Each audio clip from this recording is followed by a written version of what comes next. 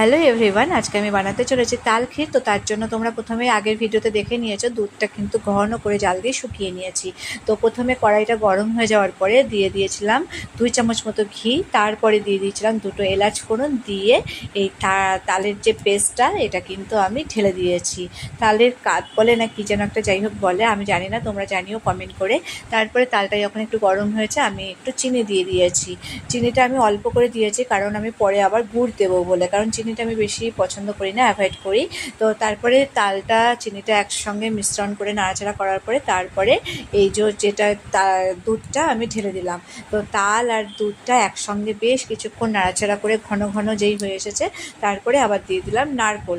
তো নারকেল দিয়ে সমস্ত কিছু কিন্তু আবার নাড়াচাড়া করেছি, আর তার আগে দিয়েছি কিন্তু একটু 1 চিমটে নুন, কারণ আমি পায়েসে বলো আর এই সমস্ত যে কোনো তো রান্নাতে নুন ছাড়া কিন্তু রান্নার গুণ আসে না।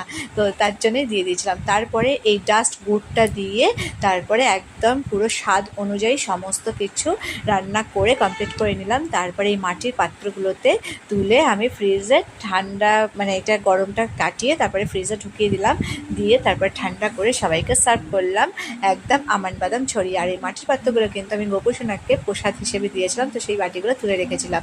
তো ভিডিওটা দেখে কেমন লাগলো সবাই জানিও, আর কারা কারা তাল খেতে ভালোবাসো অবশ্যই কমেন্ট করে জানিও। সবাই ভালো থেকো, সুস্থ থেকো, টাটা বন্ধুরা, বাই, টেক কেয়ার এভরিবডি।